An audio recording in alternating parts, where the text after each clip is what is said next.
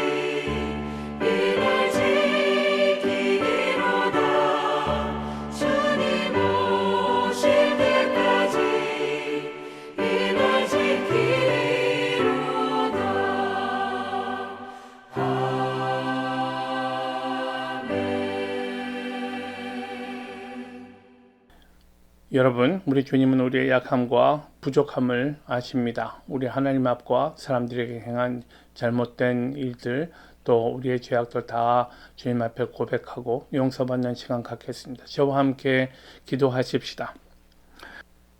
전능하신 하나님 아버지, 하나님을 기쁘시게 하기보다 우리의 욕심을 앞세우며 살고 있는 우리의 허물과 죄악을 주님 앞에 고백합니다. 주께서 우리에게 주신 사랑의 명령을 잘 알고 있으면서도 우리는 충분히 사랑하지 않았습니다. 이웃의 필요를 보면서도 마음을 닫고 말과 혀로만 사랑하였습니다. 분에 넘치는 은혜 속에 살면서도 감사와 찬양을 잃어버리고 늘상 불평과 불만으로 인생을 허비하였습니다. 성령의 인도하심을 거역하며 나의 고집과 이기심을 앞세웠습니다. 하늘나라의 소망을 가진 사람답게 살지 못하였습니다. 주님, 우리는 마음의 생각과 행위로 또는 언사로 사람들에게 아픔을 주었습니다. 주의 은혜를 온 땅에 선포하는 삶을 살기 원하지만 욕심 때문에 늘 무너지고 마는 우리의 허물을 용서하여 주옵소서. 우리의 모든 부끄러운 죄악을 주님 앞에 고하오니 용서하여 주시고 주의 은혜로 다시금 우리를 흰눈같이 깨끗하게 씻어 주옵소서. 이제 우리의 은밀한 죄악들을 주 앞에 침묵으로 고할 때에 성령께서 우리를 도우셔서 정직하게 내 삶을 성찰하게 하시고 주의 은혜로 우리의 영을 온전히 정결하게 회복시켜 주옵소서.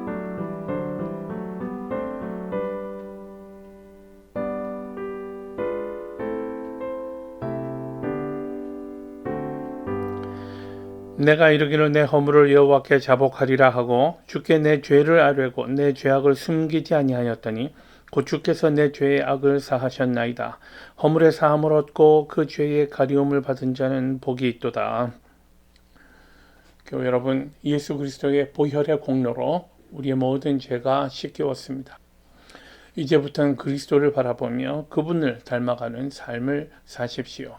이제 사도신경으로 신앙 고백하겠습니다. 전능하사 천지를 만드신 하나님 아버지를 내가 믿사오며 그 외아들 우리 주 예수 그리스도를 믿사오니 이는 성령으로 잉태하사 동정녀 마리아에게 나시고 본저 빌라도에게 고난을 받으사 십자가에 못 박혀 죽으시고 장사한 지 사흘 만에 죽은 자 가운데서 다시 살아나시며 하늘에 오르사 전능하신 하나님 우편에 앉아 계시다가 저리로서 산자와 죽은 자를 심판하러 오시리라. 성령을 믿사오며 거룩한 공회와 성도가 서로 교통하는 것과 죄를 사하여 주시는 것과 몸이 다시 사는 것과 영원히 사는 것을 믿사옵나이다. 아멘. 이제 찬송 434장 찬송하겠습니다.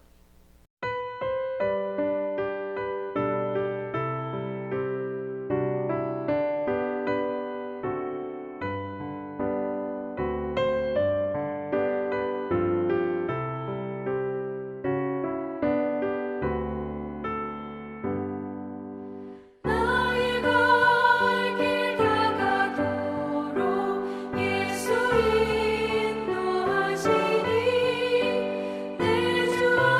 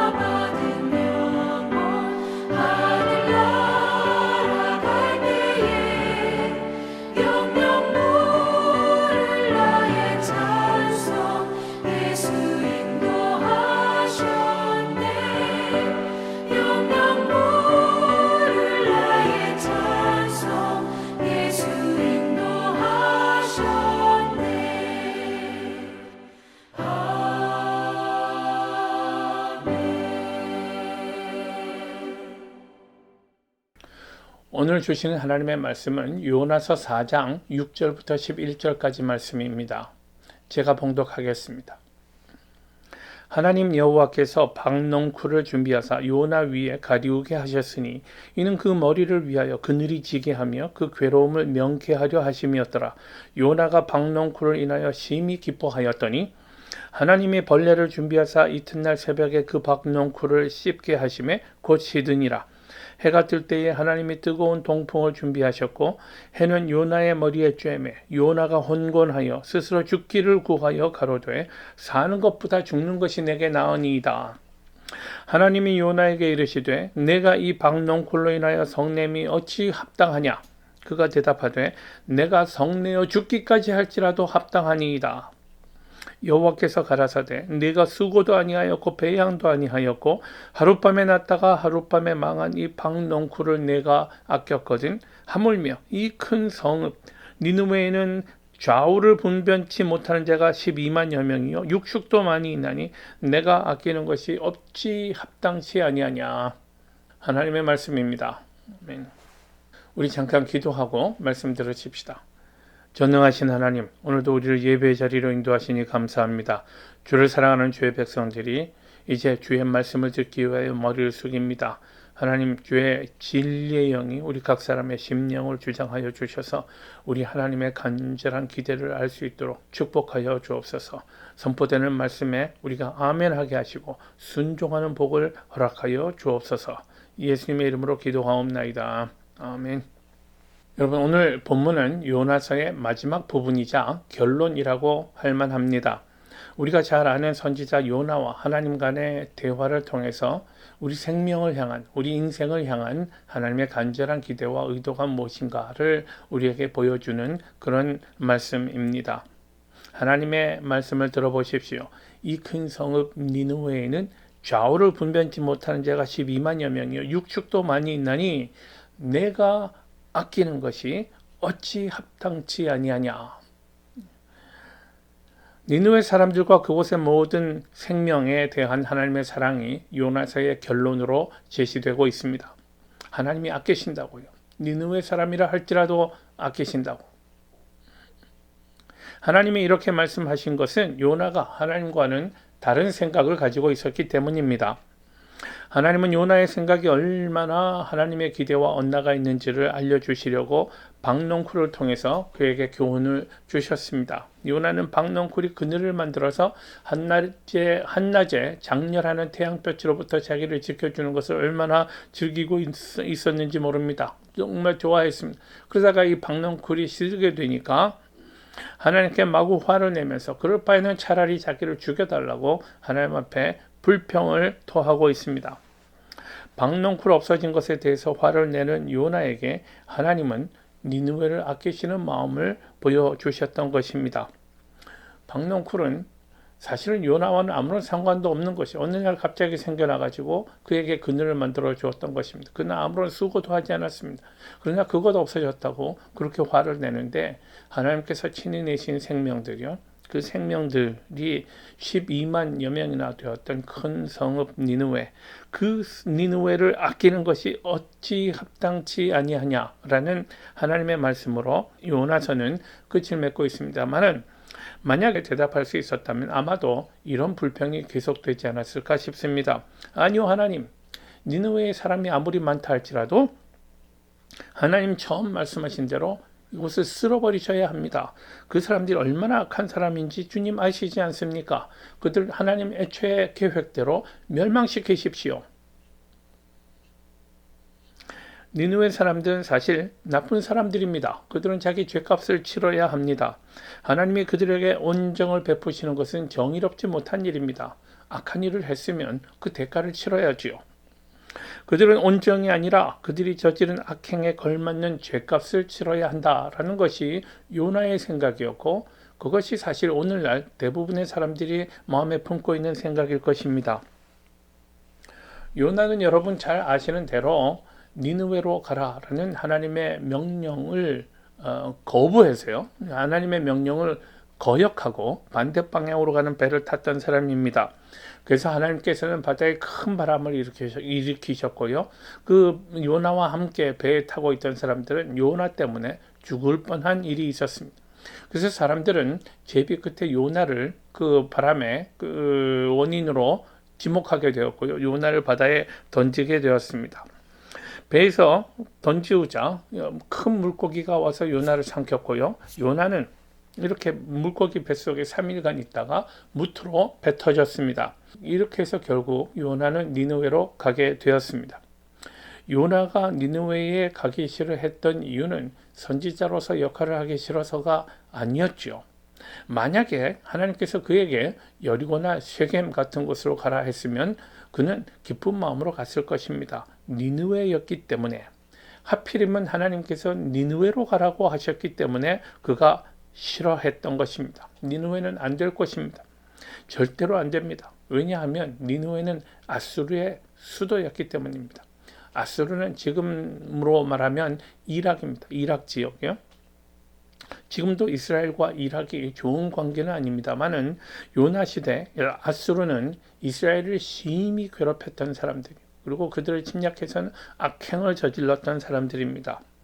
그러니까 니느웨에 간다는 것을 오늘날의 상황으로 보자면 하나님께서 어느 날 느닷없이 이스라엘 텔아비브에 사는 어떤 사람을 불러가지고 그에게 이락으로 보내어서 이락 사람들에게 당신들은 이제 지옥 맛을 보게 될 것이다 라고 선언하게 한 것과 같은 일입니다.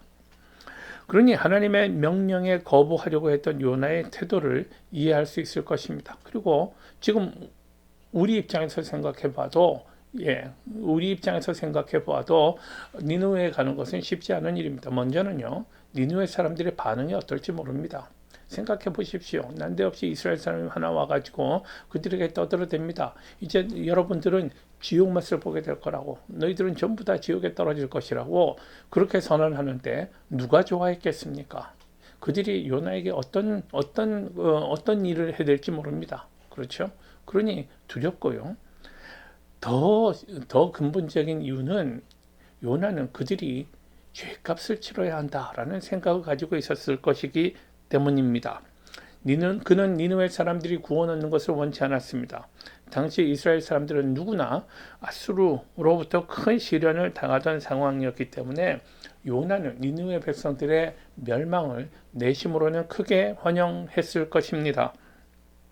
그러나 하나님의 계획은 요나의 생각과 달랐습니다. 하나님은 니느웨 사람들을 구원하고자 하시는 의도를 가지고 계셨습니다. 그 계획을 위해 하나님은 요나를 니느웨로 보내셨습니다. 요나는 처음 니느웨로 가라는 하나님의 명령에 거부합니다. 그러나 앞에서 말씀드린 바와 같이 사람이 어떻게 하나님의 뜻을 피할 수 있겠습니까? 도무지 피할 방법이 없는 것을 깨닫게 된 요나는 마지못해 니느웨로 가게 되었습니다. 그러나 한편으로는 니느웨로 가면서도 아마도 니느웨 사람들에게 멸망을 선포하는 일이 요나에게는 통쾌한 일이었을지도 모르겠다 생각합니다. 걸핏하면 이스라엘을 침략해서 성읍들을 초토화시키고 사람들을 죽이고 잡아가서 노예로 삼는 이 사람들에게 하나님이 정당한 심판을 내리신다면 그것은 충분히 환영할 일이 아니겠습니까? 이런 배경에서 요나가 니느웨에 들어가게 되었습니다. 니느웨에 들어가서 사람들이 모여있는 곳에서 그는 대뜸 외칩니다. 그가 외쳤던 말은 40일이 지나면 니느웨가 무너지리라 라는 말이었습니다. 우리말로는 4마디지만요, 히브리어 원어로는요 5단어로 된 말입니다. 길게 말하지 않았습니다. 여러분 큰일 났다고, 너희들은 빨리 회개해야 된다고, 회개하고 하나님께로 돌아와야 한다고 하는 이렇게 말하지 않았습니다. 그가 했던 말은 너희들은 곧 죽고 말 거야 라는 말이었습니다. 아무런 애정도 담기지 않은 말이요. 그런데 그가 이렇게 멸망을 선포하자마자 엄청난 일이 벌어집니다. 니느웨 백성이 모두들 하나님을 믿게 된 것입니다. 백성들이 남녀노소를 막론하고 모조리 굵은 베옷을 입고 하나님 앞에 회개하는 것입니다. 심지어는 왕도 이 회개 운동에 앞장섰습니다. 왕이 한 일을 보십시오. 그는 제 위에 앉아서 자기 죄를 회개합니다. 고백하고 회개합니다. 그리고는 조서를 내립니다. 온 백성들에게 금식하고 회개할 것을 명령합니다. 심지어는 사람들뿐 아니라 동물들에게까지 금식하면서 회개하라고 하는 그런 조서를 내립니다. 이렇게 철저한 회개 운동이 니느웨에서 벌어졌습니다. 여러분, 과연 교회 역사상 이렇게 성공적인 선교가 있었나 싶습니다. 요나는 단지 너댓마디로 온 나라를 회개시켰던 것입니다. 그리고 온 나라 백성들이 하나님 앞에 돌아오게 되었습니다. 그런데 이런 엄청난 성과에 대해서 요나가 기뻐했는가요? 아니요. 그는 기뻐하지 않았습니다. 전혀 기뻐하지 않았습니다. 오히려 그는 하나님 앞에 불평을 하며 성을 내며 불평을 합니다. 여호와여, 이제 내 생명을 취하소서. 차라리 나를 죽여주세요. 죽는 게 낫겠습니다. 요나는 니느웨 백성들이 구원받는 것을 전혀 원하지 않았습니다. 그래서 내심 통쾌한 마음으로 그들의 멸망을 선포했습니다. 당신들 생명은 이제 40일밖에 남지 않았다고. 근데 이제 와서 하나님이 그들을 멸망시키고자 하는 뜻을 번복하신 것입니다. 하나님 그러실 줄 알았어요. 나는 하나님이 이 사람들 멸망시키지 않으실 줄 알고 있었어요. 차라리 나를 죽이세요. 그럴 바에는 차라리 나를 죽이세요. 라고 하나님을 지금 원망했던 것입니다. 여러분, 우리가 한번 생각해 봐야 할 문제는 이것입니다. 요나서에 나와 있는 사람들, 모든 사람들은 다 회개하고 있습니다. 모두가 회개하고 있습니다. 오직 한 사람만 회개하지 않았습니다. 니느웨 백성들이 요나의 선언을 듣자마자 모조리 회개한 것 우리 앞서서 보았습니다. 높은 사람 낮은 사람 할 것 없이 모든 사람에게 회개 운동이 일어납니다. 니느웨 왕도 이 소식을 듣는 즉시 회개합니다. 그리고 그는 사람들만 아니라 짐승들까지도 금식하면서 회개하라고 명령을 내렸습니다. 온 나라에 철저한 회개 운동이 일어났습니다. 심지어는 하나님도 하나님의 뜻을 돌이키셨습니다. 그러나 여러분, 요나만은 회개하지 않습니다. 요나만은 자기의 뜻을 돌이키지 않습니다. 본문에 나오는 모든 생명은 그들의 잘못된 길을 회개하고 하나님께로 돌아옵니다. 그러나 요나는 본문에서 자기의 잘못된 생각을 돌리지 않는 유일한 사람이 되고 맙니다. 요나는 시 외곽으로 나가서 니느웨가 결국 멸망하는 모습을 기대하면서 초막을 만들었습니다. 그리고 그는 이제 니느웨에 지진이 생기거나 불길이 치솟거나 하는 장면을 기대하면서 성읍을 관찰하고 있습니다. 그때 하나님께서는 요나를 위해서 박농쿨이 자라게 하셨습니다. 박농쿨이 자라서 그 잎이 그늘을 만들었습니다. 요나는 그 그늘에서 햇볕을 피할 수 있었습니다. 장렬하는 여러분 태양볕이요. 사막 지역에서 한여름에 한낮에 그 뜨거운 태양볕을 피할 수 있는 것이 얼마나 그에게 필요했던 일인지 여러분 쉽게 짐작하실 수 있겠습니다. 이렇게 요나는 박농쿨이 만들어주는 그늘 아래서 니느웨에 대한 하나님의 심판을 기대하며 기다리고 있었습니다. 그런데 그 다음날 문제가 생겼습니다. 벌레 때문에 박농쿨이 시들고 말았습니다. 그에게 그늘이 없어졌습니다. 해가 뜨고 뜨거운 동풍이 불어옵니다. 태양볕이 얼마나 강렬했던지 요나가 정신을 잃을 정도가 되었습니다. 요나는 다시 하나님 앞에 불평합니다. 차라리 죽고 싶어요. 날 죽여주세요. 이때 하나님이 요나에게 하시는 말씀을 들어보십시오. 내가 이 박농쿨로 인하여 성냄이 합당하냐? 이 질문에 대해서 요나는 성을 내며 대답합니다.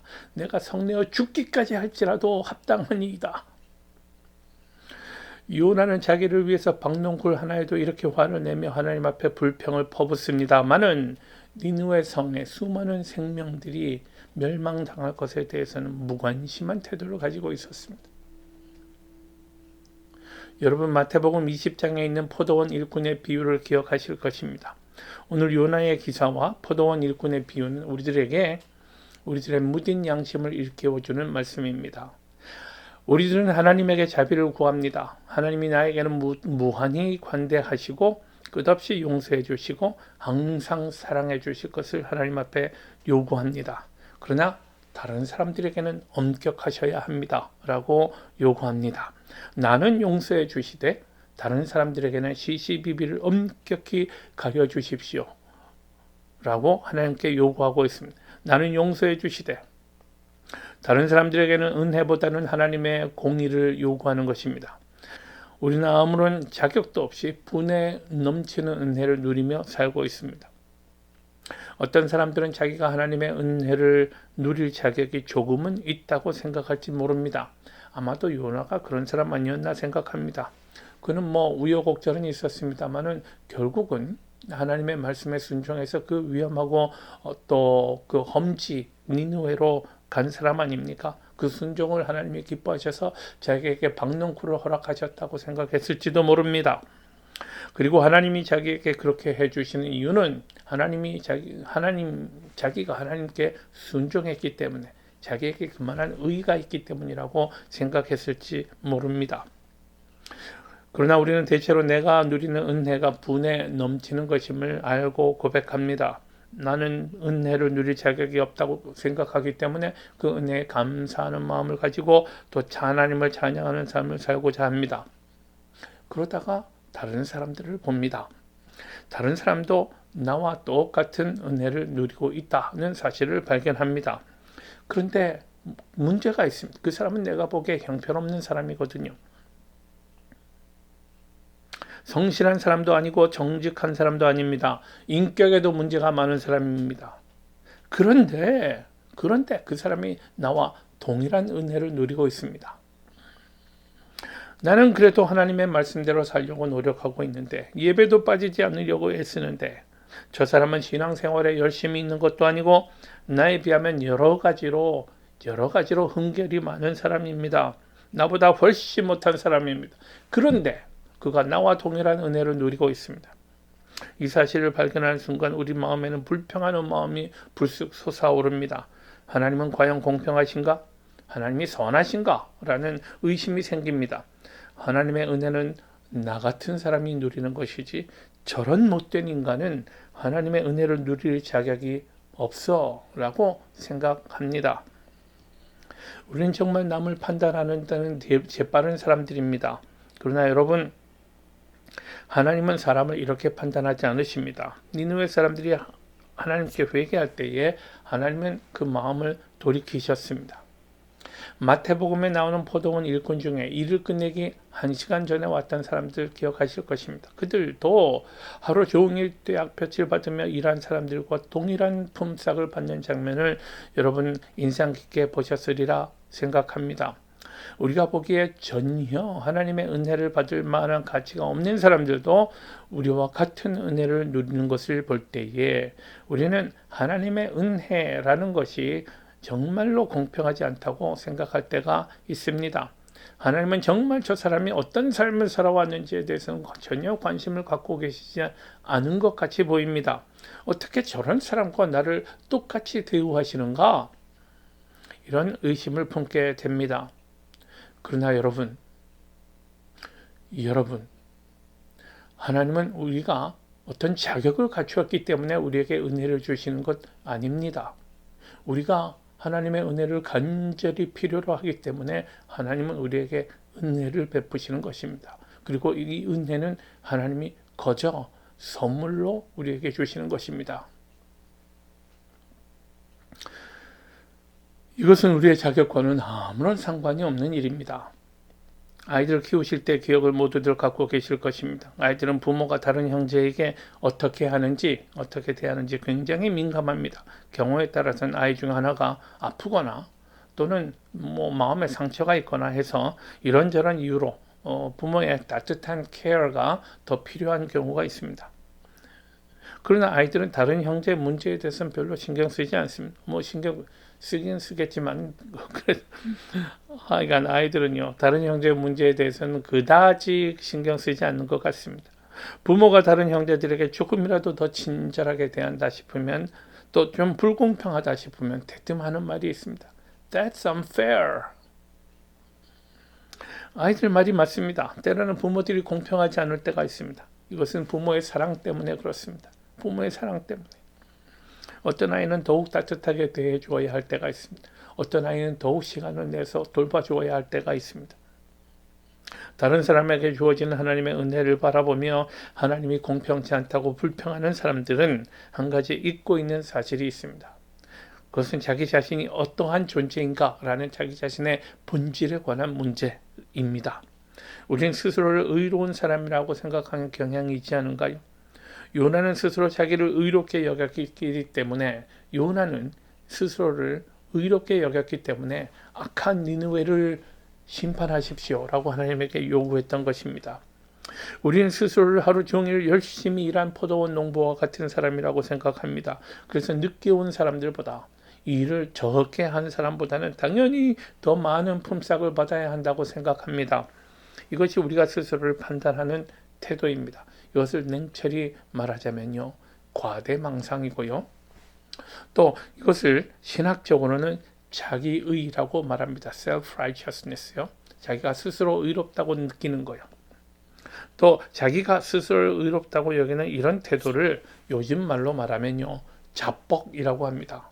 예, 스스로 뻑 간다는 이야기입니다. 자기에게 뻑 간다는 말이요. 그런데 이런 사람의 문제는 내가 나를 높이는 것처럼 하나님도 나를 다른 사람보다 훨씬 나은 사람으로 당연히 인정해 주시고 더 사랑해 주셔야 한다라고 믿는 것입니다. 그러나 우리가 알지 못하는 것은 하나님 보시기에 우리도 남들 어느 누구 못지않게 문제가 많은 사람이라는 사실입니다. 우리가 경멸하거나 업신여기고 또 죄악 덩어리라고 보는 사람들과 우리 자신이 하나님 보시기에 그다지 차이가 없다는 말입니다. 물론 우리 가운데 분명히 나은 사람들이 있습니다. 많은 사람들로부터 칭찬받고 존경받는 사람들이 있습니다. 그러나 냉철히 생각해 보십시오. 여러분, 중국 고사성어에 250보로 소백보라는 말이 있습니다. 전쟁통에 50보 도망친 사람이요, 100보 도망친 사람을 도망쳤다고 조롱할 수 있나요? 도망친 것은 그나마나 다 똑같은 입장인데 말입니다. 그러니 다 고만고만하다라는 말입니다. 우리 인생은 다 하나님의 의 앞에 고만고만하는 사람들입니다. 말할 수 없이 부끄러운 사람들입니다. 그러므로 하나님은요, 우리를 보실 때에 모두 상처받고 고통받고 길 잃은 양과 같은 존재로 보신다는 말입니다. 하나님의 은혜와 사랑을 간절히 필요로 하는 사람들이라는 말입니다. 여러분, 우리가 성내는 것이 합당합니까? 니느웨 성이 구원 얻는 것을 보고 우리는 과연 함께 기뻐할 수 있습니까? 포도원에 늦게 와서 1시간밖에 일하지 못한 일꾼들도 온전히 하루의 품삯을 받는 것을 보고는 우리는 함께 감사할 수 있습니까? 남들에게 주어지는 은혜를 함께 기뻐하지 못하는 것은 우리가 스스로를 바로 알지 못하기 때문입니다. 자기의 때문입니다. 하나님께서는 우리 한 사람 한 사람에게 필요한 은혜를 거저 주시는 분이심을 깨달으시기 바랍니다. 먼저 하나님의 은혜가 아니고서는 삶을 지탱할 수 없는 우리 스스로를 발견하고 고백하십시다. 그리고 나서 무가치한 우리 인생에게 말로 다 할 수 없는 은혜를 베푸시는 하나님께 감사하며 이 은혜에 대한 감격과 감사가 일생 동안 우리의 삶을 든든히 지켜주고 받쳐주는 그런 반석과 같은 인생이 되시기를 축원합니다. 기도하십시다. 고마우신 주님, 오늘도 우리에게 말씀하여 주시니 감사합니다. 주여, 우리가 하나님의 은혜를 깨닫기 원합니다. 우리뿐 아니라 하나님의 은혜가 필요한 모든 사람에게 값없이 거저 풍성하게 주신 하나님의 귀한 은혜를 깨달을 수 있도록 인도하여 주시고, 우리에게도 이웃들을 사랑하고 이웃들과 더불어 하나님의 은혜를 나누고자 하는 새로운 결단을 허락하여 주옵소서. 이제는 우리 주님 예수 그리스도의 은혜와 우리 아버지 하나님의 극진한 사랑과 성령님의 충만한 동행하심이 오늘 예배에 참여한 모든 주의 백성들과 우리들의 가정과 자녀들 위에, 또 주님 허락하신 일터 위에, 우리 주님 피로 값주고 사신 이 몸된 교회 위에 이제로부터 영원까지 항상 함께할 것을 간절히 축원하옵나이다. 아멘.